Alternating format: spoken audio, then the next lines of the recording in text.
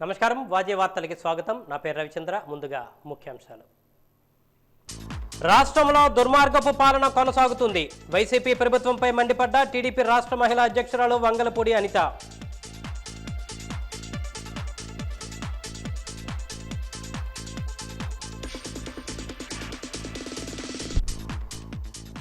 ఆరు అంశాలపై అధికారులతో వీడియో కాన్ఫరెన్స్ నిర్వహించిన సీఎం జగన్.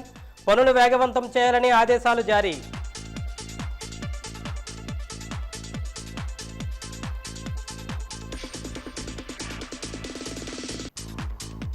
అతి ప్రాచీనమైన నాగారాధనలో పాల్గొన్న భక్తజనం. పల్లెలు పట్టణాలలో ఘనంగా నాగుల చవితి వేడుకలు.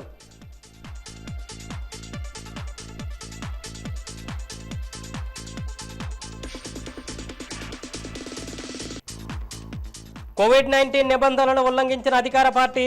వైఎస్ఆర్సీపీ ర్యాలీలు సభల నిర్వహణపై విమర్శల వెల్లువ.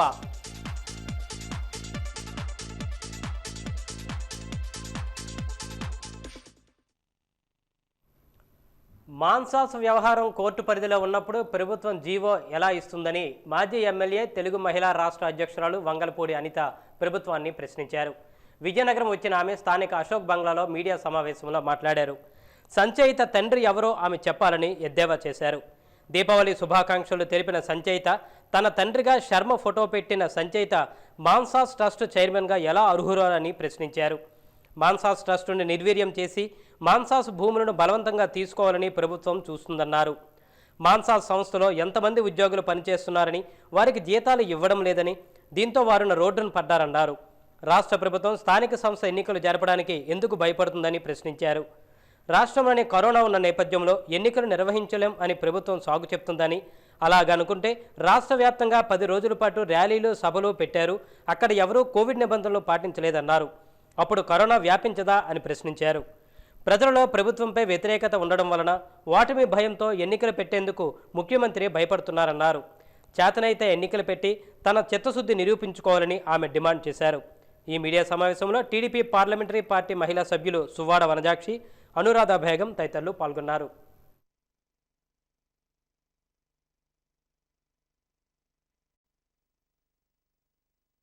గజపతి రాజు గారు వాళ్ళ వంశంలో ఉన్న వాళ్ళే ఈరోజు ఇందిరాగాంధీ గారు లాంటి వాళ్ళే వంగి దండం పెట్టిన రాజవంశీకులు. ఈరోజు వాళ్ళ వంశంలోని వాళ్ళ ఆస్తి పాస్తులు ప్రజలకు ఉపయోగార్థం ఎన్నో సంస్థలు, సేవా సంస్థలకి ఇచ్చేశారు. ఈరోజు ఇక్కడ సైనిక్ స్కూల్ దగ్గర నుంచి, ఇక్కడ కాలేజీల దగ్గర నుంచి ప్రతి ఒక్కటి కూడా ఈ ఇంటి నుంచి బయటకు వెళ్ళింది. అటువంటి వాళ్ళ గురించి ఈరోజు మాట్లాడేదానికి చిన్నపాటి అర్హత అయినా ఉండాలి. ఎటువంటి అర్హత లేకుండా వాళ్ళకున్న అర్హత ఏంటంటే, సంచేత శర్మకి ఉన్న అర్హత ఏంటంటే కేవలం విజయసాయిరెడ్డి, జగన్మోహన్ రెడ్డి కన్నా విజయసాయిరెడ్డి బాగా అర్హత ఆవిడకి. అతను ఉన్నారని ఒకే ఒక ధైర్యంతో ఆయన ఏం చెప్పినా ఈవిడ చేస్తూ ముందుకెళ్తున్నారు. కాకపోతే ఒకటి, ఎట్టి పరిస్థితుల్లోని మానసాస్ ట్రస్ట్కి సంబంధించిన వ్యవహారాలు ఏదైతే ఉన్నాయో అవన్నీ వాటన్నిటి కూడా కోర్టులో ఉంది. కోర్టు కంపల్సరీ వీళ్ళకి ముట్టికాయలు పెట్టడం కామనే, వీళ్ళందరికీ తెలుసు. అందువల్లనే కోర్టు ఎక్కడైతే ముట్టికాయలు పెడుతుందామని భయపడి ముందుగానే బయటకు వచ్చి వీళ్ళేమో లేనిపోని జీవోలన్నీ బయటకు తీసుకొచ్చి ఇచ్చి ప్రజల్ని భయభ్రాంతులు చేయడానికి, అదేవిధంగా అశోక్ గజపతిరాజు గారి ఫ్యామిలీ తాలూకా ప్రతిష్టను భంగం చేయడానికి వీళ్ళు కంకణం కట్టుకున్నారు. దయచేసి ప్రజలు కూడా ఇందులో ఆలోచించుకోవాల్సిన అవసరం ఉంది. ముఖ్యంగా ఈ సంబంధించిన ట్రస్ట్కి సంబంధించిన విషయంలో కూడా లోకల్ ఎమ్మెల్యేని, ఎంపీని కూడా ఇందులో సభ్యుల కింద చేశారు. నేను ఒకటే అడుగుతున్నా, పోన్లీ మీ చేతికి అధికారం వచ్చింది, మీ చేతికి అధికారం వచ్చిన తర్వాత చేయాల్సిన పని ఏంటి? రోజు వాళ్ళు ఎందుకు జీతాలు లేకుండా అల్లాడాల్సిన అవసరం ఏమొచ్చింది?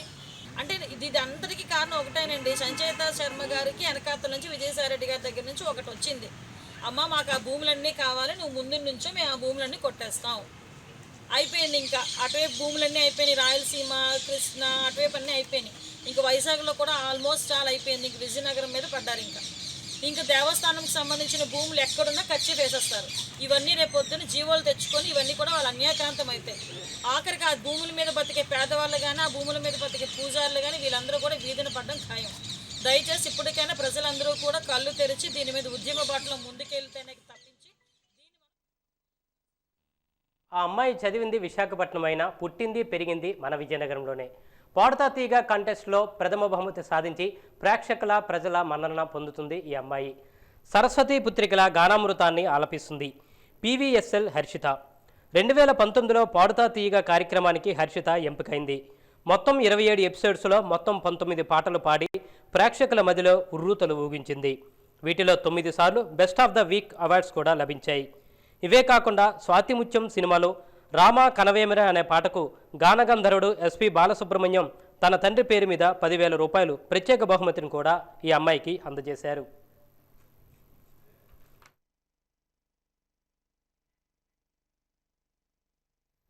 ఎస్పి బాలసుబ్రహ్మణ్యం చివరి రోజుల్లో పాడుతా తీగ ద్వారా ప్రథమ బహుమతిని హర్షిత సాధించింది. దీంతో హర్షిత కుటుంబ సభ్యులు హర్షం వ్యక్తం చేస్తున్నారు. బాలసుబ్రహ్మణ్యం వద్ద తన అమ్మాయి పాటలు పాడడం, పాడుతా తీగ కార్యక్రమంలో ప్రథమ బహుమతి రావడం ఎంతో సంతోషంగా ఉందని హర్షిత తల్లిదండ్రులు వాజీ న్యూస్కి తెలియజేశారు. ఈ సందర్భంగా హర్షిత మాట్లాడుతూ తనకు ప్రథమ బహుమతి రావడానికి సహకరించిన తల్లిదండ్రులకు, గురువులకు కృతజ్ఞతలు తెలియజేసింది. అందరి సహకారంతో మరిన్ని కార్యక్రమాల్లో పాల్గొని విజేతగా నిలుస్తానని తెలియజేసింది.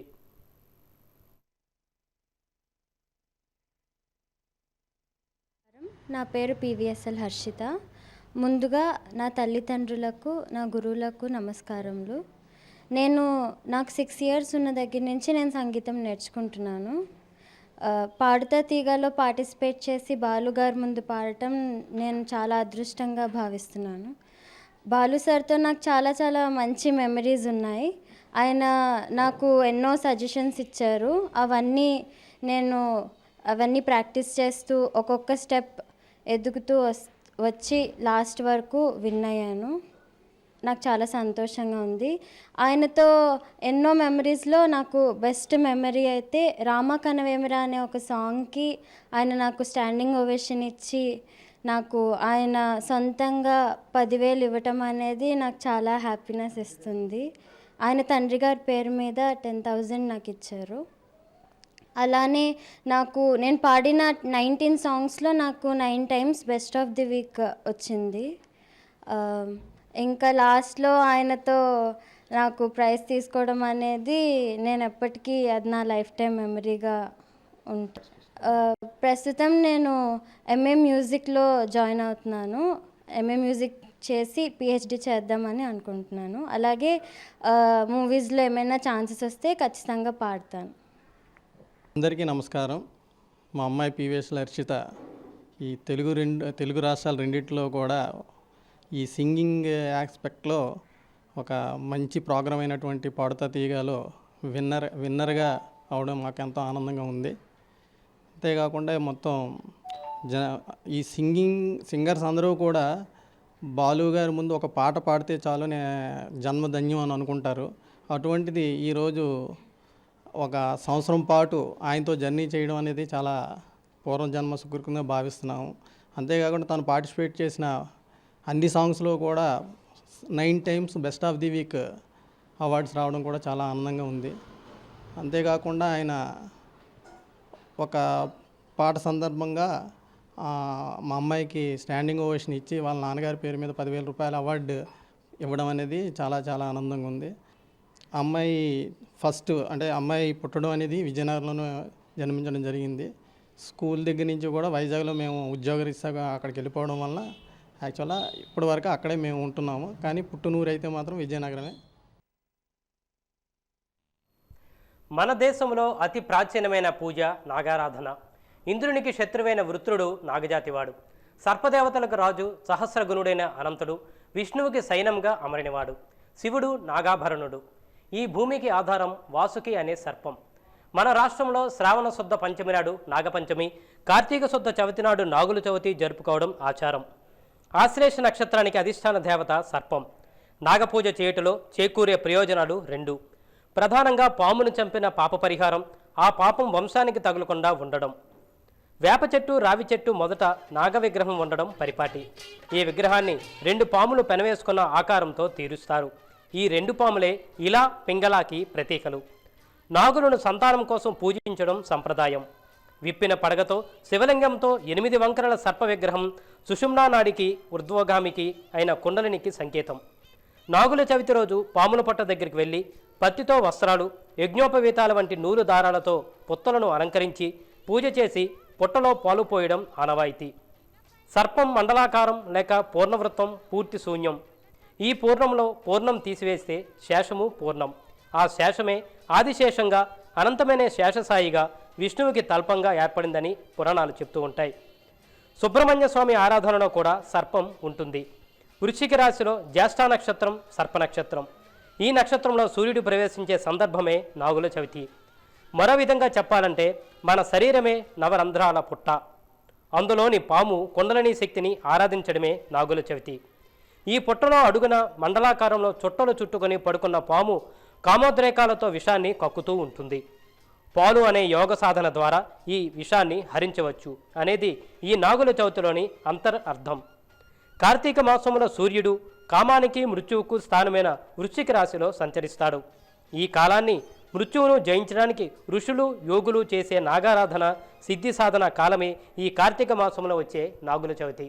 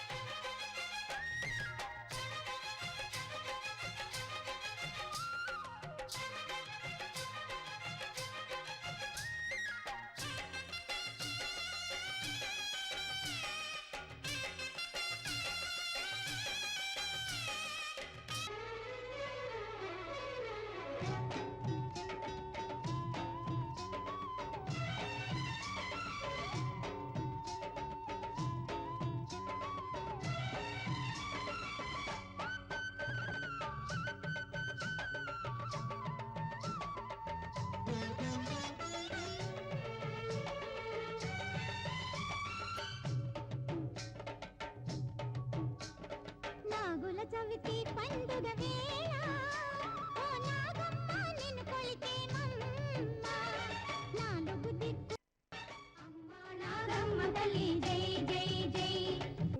ప్రతి సంవత్సరం చేసుకుంటా చిన్నప్పటి నుంచి. కాకపోతే ఈ సంవత్సరం కరోనా వల్ల కొంచెం తగ్గింది. ఆ దేవుడు కొంచెం కరుణిస్తే అందరూ చల్లగా ఉంటారు, ఏ కరోనా రాకుండా. నడుము మీద తొక్కితే నావాడు అనుకో, పగ మీద తొక్కితే పగవాడు అనుకోవద్దు, తోక మీద తొక్కితే తనవాడు అనుకోండి. ఇలాగా చల్లగా చూస్తే చాలు. మా పిల్లల్ని అందరినీ, మొత్తం విజయనగరం ప్రజలందరినీ చల్లగా చూడాలి. అందరికీ నాగుల చవితి శుభాకాంక్షలు. ఇదే ఫస్ట్ టైం నేను విజయనగరంలో పుట్టలో పాలు వేయటం. ఇప్పటి వరకు వైజాగ్లోనే చేసుకునేదాన్ని. ఇప్పుడు అత్తవారిల్లు విజయనగరం అవ్వటం వల్ల చాలా హ్యాపీగా జరిగింది ఇక్కడ నాగుల చవితి మొత్తం. మా ఫ్యామిలీతో చాలా హ్యాపీగా ఉన్నాం. కుటుంబ సభ్యులందరికీ, విజయనగరం ప్రజలందరికీ నాగుల చవితి శుభాకాంక్షలు. ప్రజలలో ఆధ్యాత్మిక భావనతో పాటు సేవానిరతి కూడా పెంపొందించేందుకు శారదా పీఠాధిపతి స్వరూపానందేంద్ర స్వామి చేస్తున్న కృషి అభినందనీయమని వైఎస్ఆర్ కాంగ్రెస్ పార్టీ యువజన విభాగ జిల్లా నాయకులు ఈశ్వర్ కౌశిక్ అన్నారు. స్వరూపానందేంద్ర స్వామి జన్మదినాన్ని పురస్కరించుకుని ఈరోజు పట్టణంలోని పల్లి వీధి రామమందిరం వద్ద స్వామి భక్తులు కోటి నిర్వహణలో పేదలకు ఈశ్వర్ కౌశిక్ చేతుల మీదుగా ఉచిత బియ్యాన్ని పంపిణీ చేశారు. ఈ సందర్భంగా ఆయన మాట్లాడుతూ మన సనాతన సంప్రదాయాలను కాపాడుతూ ప్రజల్లో ఆధ్యాత్మిక భావతరంగాలు నెలకొల్పడానికి శారదాపీఠం చేస్తున్న కృషి నిరుపమానమన్నారు. కరోనా కష్టకాలంలో 8 నెలల పాటు విజయనగర పట్టణంలో నాయకులు, స్వచ్ఛంద సంస్థలు ముందుకు వచ్చి ప్రజలకు నిత్యావసరాలు అందించి వారికి బాసటగా నిలవడం ఇతరులకు స్ఫూర్తిదాయకమన్నారు. శారదాపీఠం భక్తజన బృందం చేస్తున్న సేవలను కొనియాడారు. విపత్తి వచ్చినప్పుడు అందరూ కలిసి భాగస్వామ్యమై ప్రజలకు అండగా నిలవడం అభినందనీయమన్నారు. కరోనా కష్టకాలంలో ప్రజలను ప్రభుత్వం ఆదుకుంటున్న స్వచ్ఛంద సేవా సంస్థలు కూడా ముందుకు రావడం సంతోషకరమన్నారు. ఈ సందర్భంగా కుటుంబానికి 3 కేజీలు చొప్పున 150 కుటుంబాలకు ఉచితంగా బియ్యాన్ని పంపిణీ చేశారు. ఈ కార్యక్రమంలో నియోజకవర్గ యువజన విభాగ అధ్యక్షులు అల్లు చాణిక్య, నిర్వాహకులు కోటి, శారదాంపేటం భక్తజన బృందం పాల్గొన్నారు.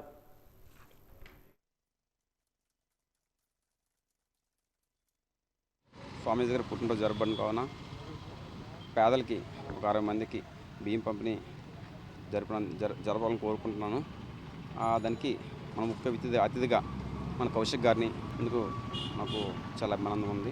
ఈ కార్యక్రమాన్ని చేపట్టం చేస్తారని మరి మనం కోరుకుంటున్నాం. ఆనంద సరస్వతి గారి జన్మదినం సందర్భంగా మిత్రుడు కోటి ఈ పల్లివీధి రామయ్య దగ్గర ఈ 12వ డివిజన్లో పేదలకు బియ్యం పంపిణీ కార్యక్రమం పెట్టడం, ఇటువంటి సేవా కార్యక్రమాలు కోలగట్ల వీరభద్రస్వామి గారి వారి సలహాలు సూచనలు అలాగే వాళ్ళ ఆదేశాలు ఆయన నేర్పినటువంటి స్ఫూర్తితో ఇటువంటి సేవా కార్యక్రమాలు వైఎస్ఆర్ కాంగ్రెస్ పార్టీలో ఉన్నటువంటి 50 మంది యువత పెద్దలు అందరూ కూడా ఆదర్శంగా తీసుకొని ఈ కార్యక్రమాలు చేస్తూ ఉన్నారు. మహమ్మారి పరిస్థితిలో చాలామంది పేదలు ఇబ్బంది పడుతూ ఉంటే ఆ ఇబ్బందిని ఎదుర్కొనేందుకు వారికి ఏదో విధంగా సాయం చేయాలనే ఉద్దేశంతో ప్రతి ఒక్కరు ఇటువంటి సేవా కార్యక్రమాలు చేయడం చాలా సంతోషంగా ఉందని తెలియజేసుకుంటాం. శారదా పీఠాధిపతి అయిన స్వరూపానంద స్వామి జన్మదినాన్ని పురస్కరించుకుంటూ ఇక్కడ ఉన్న స్థానికులకి 3 కిలోల రైస్ కిలో ప్యాకెట్లను ప్యాక్ చేసి ఇక్కడ వృద్ధులకి స్థానికులు ఎవరైతే ఉన్నారో పేదవాళ్ళందరికీ కూడా ఐడెంటిఫై చేసి వారికి ఇవ్వడం జరుగుతుంది. కరోనా వచ్చిన నేపథ్యంలోని గత 8 నెలలుగా మనం చూసుకుంటే ఇలాంటి మంచి వ్యక్తులు ఎంతోమంది స్వహృదంతో ముందుకొచ్చి అనేక మందికి ఇలాంటి సేవా కార్యక్రమాలు చేయడం అనేది మనం తరచుగా చూస్తూనే ఉన్నాం. దీనివల్ల ఏంటంటే మన విజయనగరంలోని ఎంతోమంది మంచి వ్యక్తులు ఉన్నారని, మనసున్న మనుషులు వాళ్ళు బయటకు వచ్చి ఇలాగ పేదవాళ్ళకి సేవ చేస్తుంటే దాంట్లో ఎంతో సంతోషం ఉంటుందని 10 మందికి వాళ్ళు చాటి చెప్తున్నారని మీ మీడియా మిత్రుల ద్వారా మరొకసారి తెలియజేసుకుంటూ ప్రజలందరూ కూడా ఈ కరోనా మహమ్మారి నుంచి జయించుకొని మళ్ళీ మనం మంచి రోజులు చూడాలని మనస్ఫూర్తిగా కోరుకుంటూ బ్యాక్. విజయనగర పట్టణం గంజిపేటలో నిన్న రాత్రి యువకుల మధ్య జరిగిన గొడవలో వినోద్ కుమార్ అనే యువకుడు మృతి చెందాడు. వినోద్ కుమార్ స్థానిక స్వీపర్ కాలనీకి చెందిన వ్యక్తిగా పోలీసులు గుర్తించారు. గణేష్ కోవిల్ జంక్షన్ గంజిపేటలో గత రాత్రి కొంతమంది యువకులు మందు పార్టీ చేసుకున్నారని, వారి మధ్య జరిగిన గొడవలో యువకుడిని చంపేశారని స్థానికులు ఆరోపిస్తున్నారు. సమాచారం పోలీసులకు తెలియడంతో అక్కడికి చేరుకొని తీవ్ర గాయాలతో ఉన్న ఆ యువకుడిని జిల్లా కేంద్ర ఆసుపత్రికి తీసుకువెళ్లారు. యువకుడిని పరీక్షించిన వైద్యులు అప్పటికే మరణించినట్టు నిర్ధారించారు. మృతుడు తలపై మెడపై బలమైన గాయాలు ఉండడంతో అనుమానాస్పద కేసుగా నమోదు చేసి 1 టౌన్ పోలీసులు దర్యాప్తు చేస్తున్నారు.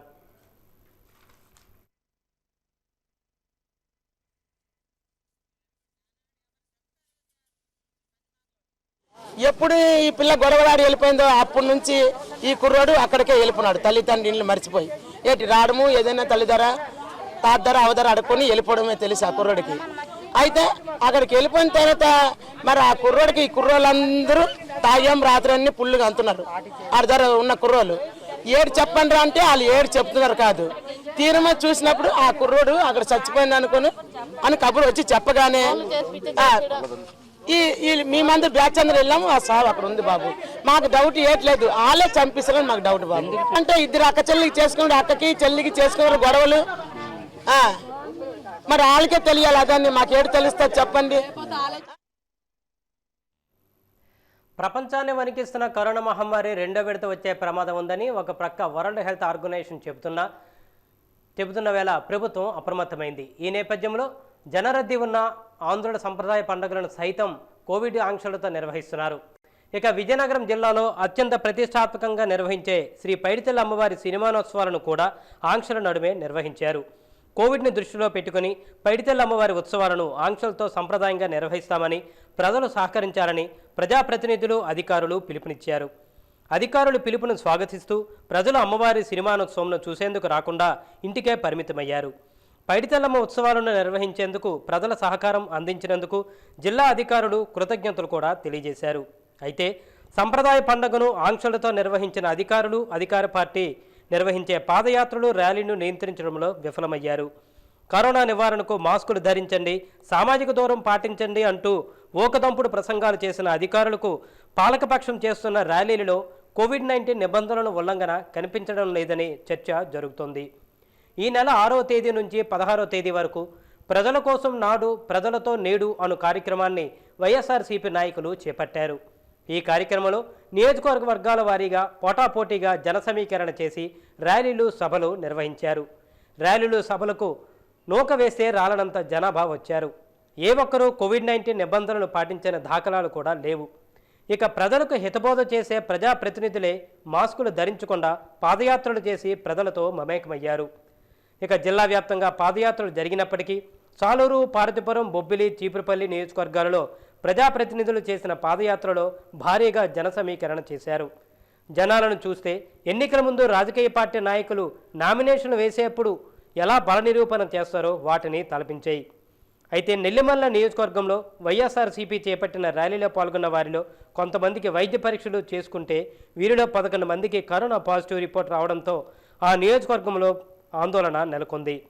ర్యాలీకి ఎంతమంది వచ్చి ఉంటారు, ఎవరెవరు వచ్చారు, పాజిటివ్ వచ్చిన వ్యక్తులను ఎవరు ప్రైమరీ కాంటాక్ట్ అయ్యారు అనేది తెలుసుకునేందుకు అధికారులు మల్లగుల్లాలు పడుతున్నారు. పాదయాత్రలు చేసిన నాయకులు కనీసం కోవిడ్ నిబంధనలు పాటించకపోవడంతో పలు విమర్శలు వెల్లువెత్తుతున్నాయి.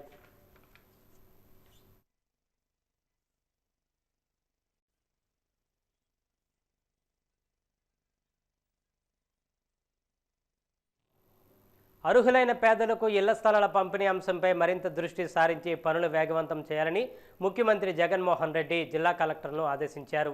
ఈరోజు తాడేపల్లి నుంచి తన నివాసంలో వర్చువల్ వీడియో కాన్ఫరెన్స్ ద్వారా ఇళ్ల స్థలాల పంపిణీ, జగనన్న తోడు, ఎన్ఆర్ఈజీఎస్, నాడు నేడు, కోవిడ్-19 నియంత్రణ, ఖరీఫ్ పంట సేకరణ మొత్తం 6 అంశాలపై సమీక్ష నిర్వహించారు. ఈ సందర్భంగా ఆయన మాట్లాడుతూ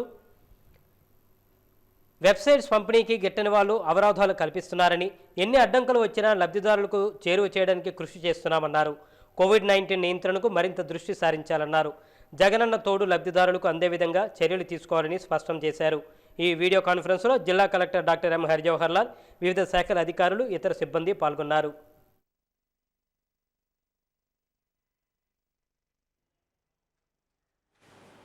మొట్టమొదటి అంశం preparation for distribution of house sites. దీనికి సంబంధించి 30,68,281 మందికి ఈ హౌస్ సైట్స్ ఇవ్వడం అనేది జరుగుతాం. 30,68,281. ఒకసారి మ్యాగ్నిట్యూడ్ చూస్తేనే నిజంగా ఎంత గొప్ప కార్యక్రమం అనే దానికి ఇదే నిదర్శనం. దీని మీద అందరి కలెక్టర్లు most of you I think day 1 నుంచి ఈ కార్యక్రమం మీదనే ధ్యాస పెట్టారు. అధికారంలోకి వచ్చిన 2 తెలుగు రాష్ట్రాల్లో వివిధ రాజకీయ పార్టీల శ్రేణుల మధ్య కొన్నేళ్లుగా సోషల్ మీడియా వేదికగా రాజకీయ దుర్భాషలు, వ్యక్తిగత దోషణలు, భావ దారిద్ర్య ఆరోపణలు, ప్రత్యారోపణలు సాగుతున్నాయి. అందులో ఉన్న భాష ఫలానాది అని నిర్వచించడం కష్టం. అది దుర్భాష అని మాత్రం నిస్సంకోచంగా చెప్పవచ్చు. ఈ విషయంలో ఆంధ్రప్రదేశ్తో పోల్చితే తెలంగాణ రాజకీయ శ్రేణుల పరిస్థితి చాలా మెరుగు. ప్రత్యేక రాష్ట్ర ఏర్పాటు డిమాండ్తో ఒక రాజకీయ ఉద్యమం రావడం ఈ మెరుగైన పరిస్థితికి కారణంగా భావించవచ్చు. ప్రతి రాజకీయ పార్టీకి ఏర్పాటు లక్ష్యం ఉంటుంది. పార్టీ ఏర్పాటు సమయంలోనే దీనికి సంబంధించిన ముసాయిదా ప్రకటన చేస్తారు. అలాగే ప్రతి రాజకీయ పార్టీ కూడా సార్వత్రిక ఎన్నికల సమయంలో మేనిఫెస్టో ప్రకటిస్తుంది. ప్రజలు ఎదుర్కొంటున్న సమస్యల పట్ల పార్టీ అవగాహన, పరిష్కారానికి తమ విధానంతో పాటు దీర్ఘకాలిక లక్ష్యాలను, తక్షణ ఉపశమనాలను ఈ పత్రాలలో పొందుపరుస్తారు. ఒక్క మాటలో చెప్పాలంటే ఈ పత్రాలు ఆయా రాజకీయ పార్టీల తాత్విక చింతనను, సామాజికార్థిక రాజకీయ అంశాల పట్ల తమ దృక్పథాన్ని తెలియజేసే ప్రామాణిక పత్రాలు. వర్తమానంలో అధికార ప్రతిపక్ష రాజకీయ పక్షాలకు, వాటికి ప్రాతినిధ్యం వహించే నాయకులకు ఓహం అంటూ గుడ్డిగా పల్లకీలు మోస్తున్న శ్రేణులు తాము విశ్వాసం కలిగి ఉన్న పార్టీల రాజకీయ చింతన ఏమిటన్న పట్టింపు లేకుండా పోతుంది. రాజకీయ ప్రత్యర్థిపై అవసరం ఉన్నా లేకపోయినా సకారణంగా అయినా అకారణంగా అయినా బురద జల్లడం, బట్టకాల్చి మొహం మీద వేయడం ఈ శ్రేణులకు సోషల్ మీడియాలో ఒక ఆనవాయితీగా, ఒక అలవాటుగా, ఒక దుర్వ్యసనంగా మారింది. విద్యార్థులకు రాజకీయాలు అవసరం లేదని 1988లో తెలుగుదేశం ప్రభుత్వం తీర్మానించి క్యాంపస్ల్లో విద్యార్థి ఎన్నికలను నిషేధించింది. ఆ నిర్ణయాన్ని చంద్రబాబు ఖాతాలోనే ఖచ్చితంగా జమ చేయాలి. తర్వాత కాలంలో విద్యార్థులకు కూడుపెట్టని ఆర్ట్స్ సబ్జెక్టులు దండగాని నిర్ధారించి సైన్స్ సబ్జెక్టులు మాత్రమే ఊతమిచ్చిన ఘనత కూడా చంద్రబాబుదే. నాడు తెలుగుదేశం హయాంలో తీసుకున్న నిర్ణయాల వల్ల తక్షణ ఫలితాలు అనేకం కలిగిన మాట వాస్తవం. కాలేజీలు అంటే డిగ్రీలు ఇచ్చే కర్మాగారాలనే ఎర్రజెండా నినాదాలకు కాలం చెల్లింది. సైన్స్ సబ్జెక్టులో ఉత్తీర్ణులైన ఇంజనీరింగ్ విద్యార్థుల కోర్సులు పూర్తి కాకముందే క్యాంపస్సుల్లోనే గ్యాలం వేసి ముక్కను ఖర్చుకొని వెళ్లే పరిస్థితి అంతర్జాతీయంగా నెలకొన్న రోజులివి. సైన్స్ డిగ్రీలు చేసిన వాళ్లను వేలు లక్షల్లో సంఖ్యలు నియమించుకోవడానికి, ఆకర్షణీయ వేతనాలు ఇవ్వడానికి అమెరికా కేంద్రంగా ఐటీ కంపెనీలు పోటీ పడుతున్న రోజులవి. సైన్స్ సబ్జెక్టులు తప్ప మరేమీ బోధించని, మరే అవసరాలు నెరవేర్చని శ్రీ చైతన్య, నారాయణ లాంటి విద్యాసంస్థలు ఈ ఐటీ కొలువుల పండగను ఘనంగానే చేసుకున్నాయి. ఆర్ట్ సబ్జెక్టులో చేరవలసిన తమ పిల్లలను తల్లిదండ్రులు బలవంతంగా ఇంజనీరింగ్ కోర్సులకు మళ్లించారు. ఇవన్నీ నాటి యువతకు అలవోకగా అందివచ్చిన విజయాలు. తమ రాజకీయాలకు పట్టుకొమ్మల్లాంటి విద్యార్థుల పునాదిని కోల్పోవడం అన్ని రాజకీయ పార్టీలకు మిగిలిన అపజయం. అయితే ఇదే సమయంలో నవభారత నిర్మాతలు కావలసిన విద్యార్థులు డాలర్ వ్యామోహంలో గొర్రెల మందలా కొట్టుకుపోయినప్పటికీ నవకరెన్సీ కట్టలను భారత ఆర్థిక వ్యవస్థకు అలవాటు చేసింది. అప్పటిదాకా రాజకీయ సంస్కారం, విలువలు, అంతర్జాతీయ పరిణామాల పట్ల లోతైన అవగాహన, భారతదేశ వికాసానికి అవసరమైన విధానాలపై మల్లగుల్లాలు పడి తర్కించి తమలో తామే సైద్ధాంతిక ఘర్షణ పడే యువతరం కనుమరుగు కావడం మొదలైంది. 3 పూటలా కడుపుకి ఆహార భద్రత కల్పించే కొలువులు, వారానికోసారి పొరుగువాడిని తలుచుకునే వీలున్న వీకెండ్ మొదళ్లతో కొత్త తరం ఆవిర్భవించి వేళ్ళూనుకోవడం మొదలైంది. కడుపు నిండిన ఈ ఐటీ కూలీలే తర్వాత కాలంలో సోషల్ మీడియాలో రాజకీయ కూలీల అవతారం ఎత్తారు. మేస్త్రీ కూలీలుగా ప్రమోషన్లు పొందుతున్నారు. మనిషి సంఘజీవి, మనిషి రాజకీయ జీవి. ప్రతి మనిషికి సంఘ జీవనం, రాజకీయ జీవనం ఉంటుంది. రాజకీయ విశ్వాసాలు ఉంటాయి. రాజకీయ విశ్వాసాలంటే వైసీపీ పట్ల విశ్వాసం, టీడీపీ పట్ల విశ్వాసం కాదు. ప్రస్తావిస్తున్నది పరస్పరం వేర్వేరు రాజకీయ విశ్వాసాలకు సంబంధించి రాజకీయ విశ్వాసాన్ని ఏర్పరచుకోవడానికి, నిబద్ధతగా ఉండడానికి ఒక వ్యక్తికి ఎంత భావ స్వాతంత్రం ఉన్నదో అందుకు విరుద్ధమైన విశ్వాస నిబద్ధతలు ఏర్పడడానికి వేరొక వ్యక్తికి కూడా అంతే భావ స్వాతంత్రం ఉండి తీరాలి.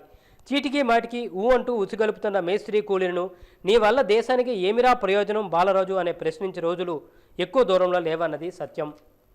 రాజకీయ ఓక నుంచి విద్యార్థులను తొలగించాక తెలుగునాట కొత్త రాజకీయ ఈక్వేషన్లు మొదలయ్యాయి. ఎస్సీ ఎస్టీలపై చిరకాలంగా గుత్తాధిపత్యం కలిగిన కాంగ్రెస్ పార్టీ నుంచి తమకు కోటా కావాలని మిగతా పార్టీలు మారాం చేయడం మొదలుపెట్టాయి. కుల సంఘాల సమావేశాల ద్వారా రాజకీయ మనుగడ నెరపడం కోట్ల విజయభాస్కర్ రెడ్డి హయాంలో వేళ్ళూనుకుంటే దానికి అగ్గి రాజేసి పరాకాష్ఠకు తీసుకెళ్లిన ఘనత చంద్రబాబు నాయుడిది. కులాలను సమీకరించి కుల సంఘాలను బలోపేతం చేసి రెడీమేడ్ ఓటు బ్యాంకులుగా మలుచుకోవడంలో 2 ప్రధాన పక్షాలు పోటీ పడ్డాయి. ఆ రొంపిలోంచి తెలుగు రాజకీయాల బయటపడి బట్టకట్టడం అసాధ్యమైన వ్యవహారంగా కనిపిస్తోంది. ఆంధ్రప్రదేశ్ తర్వాత మరికొన్ని రాష్ట్రాల విద్యార్థి సంఘాలు ఎన్నికలను కూడా నిషేధించాయి. విద్యా సంస్థల్లో గుర్తింపు విద్యార్థి సంఘ ఎన్నికలను నిర్వహించాల్సి తీరాల్సిందేనని లింగ్డో కమిషన్ ఇచ్చిన నివేదికకు దిక్కులేదు. అటకెక్కిన ఆ ఫైలు బూజు దులపడానికి ఏ రాజకీయ పార్టీకి, ఏ నాయకుడికి ఆసక్తి లేదు. యువత రాజకీయాల్లోకి రావాలి అన్న లోక్సత్తా నినాదం విన్నప్పుడల్లా కొంచెం నవ్వొస్తుంది. ఏ యువత రాజకీయాల్లోకి రావాలి? ఎముకలు కుళ్ళిన, వయసు మళ్ళిన యువతన జయప్రకాష్ గారు ఆహ్వానిస్తున్నది. ఇవాళ యువత రాజకీయాల్లోకి రావడం అంటే ఎంపీలు, ఎమ్మెల్యేలు, పీఎంలు, సీఎంలు కుమార్తెలు రాజకీయాల్లోకి రావడం అని కొత్తగా నిర్వచించుకోవాలి. ఏమిరా బాలరాజు, ఈ రాజకీయ యువత వల్ల దేశానికి ఏం ప్రయోజనం అని కొత్తగా ప్రశ్నించుకోవాలి. ప్రజల డబ్బు ప్రజలకే ఇవ్వడానికి మేనిఫెస్టోలు అవసరమా శర్మ గారు అని అంటాడు ఒక లీడరు ఓ సినిమాలో. ఎన్నికలప్పుడు ఓటర్లకు నగదు పంచడం అన్ని పార్టీలకు ఆనవాయితీ. ఈ ప్రక్రియను మరో పెద్దడుగు వేయించిన ఘనత మాత్రం తెలుగు రాజకీయ పార్టీలదే. 5 ఏళ్లకోసారి, అది కూడా అభ్యర్థి జేబులోంచి నగదు పంచడం ఒక ఎత్తైతే 5 ఏళ్ల పాటు ప్రతి నెల ఫలానా మొత్తాన్ని కోశాగారం నుంచి ప్రజలకు నేరుగా మళ్లించడం వర్తమాన పరిణామం. వీలైనంత ఎక్కువ మందికి నగదు లబ్ధి చేకూరేలా రకరకాల స్కీములు, నగదు లబ్ధి అధికంగా చేకూర్చడమే పరమావధిగా రాజకీయ పార్టీలు ఏడాదికి ఏడాది కొత్త స్కీములు రచిస్తున్నాయి. ఎంత క్యాష్ కొడతారు అన్నదే ఎన్నికల మేనిఫెస్టోలో ప్రధానంగా మారిపోయింది. తక్షణ మధ్యకాలిక సంక్షేమ పథకాలు కొత్త పంతులు తొక్కి క్యాష్ పార్టీ అయిపోయింది. ఇలాంటి వర్తమాన పరిస్థితుల్లో రాజకీయ విమర్శ అంటే భావ దారిద్ర్యాన్ని వెళ్ళబుచ్చడం, భాషా దుర్గంధం వెదజల్లడం తప్ప మరొకటి కాజాలదు. ఏమిరా బాలరాజు, నీ పార్టీ వల్ల దేశానికి ఏమిటి ఉపయోగం అని గొనుక్కోవడానికి కూడా అవకాశం లేని దీనావస్థ ఓటర్ మహాశయులది.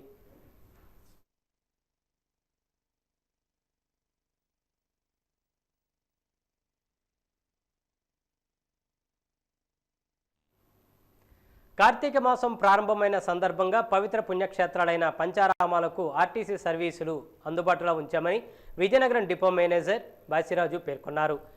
ఈరోజు ఆయన వాజీ న్యూస్తో మాట్లాడారు. Super luxury, ultra deluxe, express బస్సులు ప్రత్యేకంగా ప్రయాణికులకు వేయడం జరిగిందన్నారు. కార్తీక మాసంలో ప్రతి ఆదివారం అనగా నవంబర్ 22, 29, డిసెంబర్ 6, డిసెంబర్ 13 తేదీలలో సాయంత్రం విజయనగరం డిపో నుంచి బస్సులు బయలుదేరుతున్నాయన్నారు. తిరిగి మంగళవారం వేకువజామున పుణ్యక్షేత్రాలు వెళ్లి వస్తాయన్నారు. ఆర్టీసీని ప్రయాణికులు వినియోగించుకోవాలని సూచించారు. కోవిడ్-19 నియంత్రణ జాగ్రత్తలు పాటిస్తూ ప్రయాణం చేయాలని సూచించారు.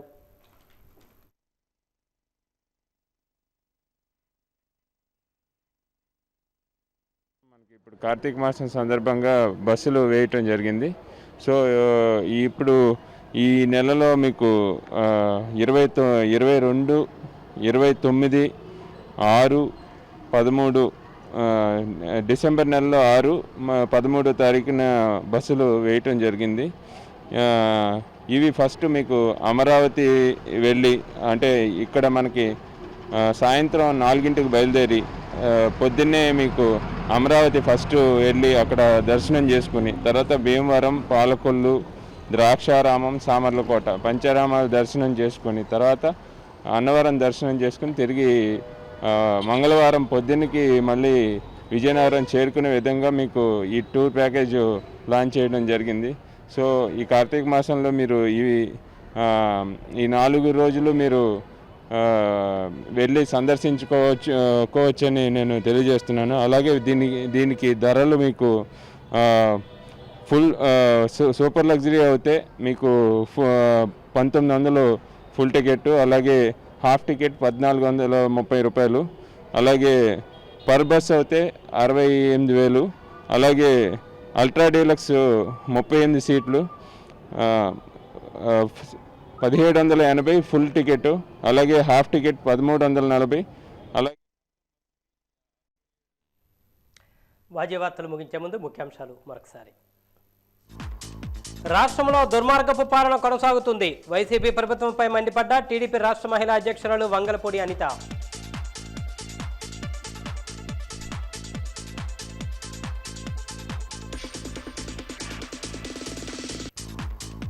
ఆరు అంశాలపై అధికారులతో వీడియో కాన్ఫరెన్స్ నిర్వహించిన ముఖ్యమంత్రి జగన్. పనులు వేగవంతం చేయాలని ఆదేశాలు జారీ.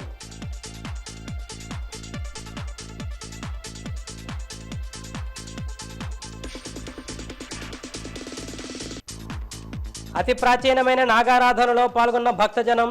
పల్లెలు, పట్టణాలలో ఘనంగా నాగుల చవితి వేడుకలు.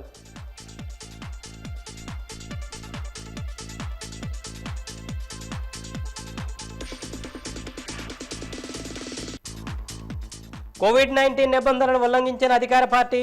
వైఎస్ఆర్సీపీ ర్యాలీలు, సభల నిర్వహణపై విమర్శల వెల్లువ.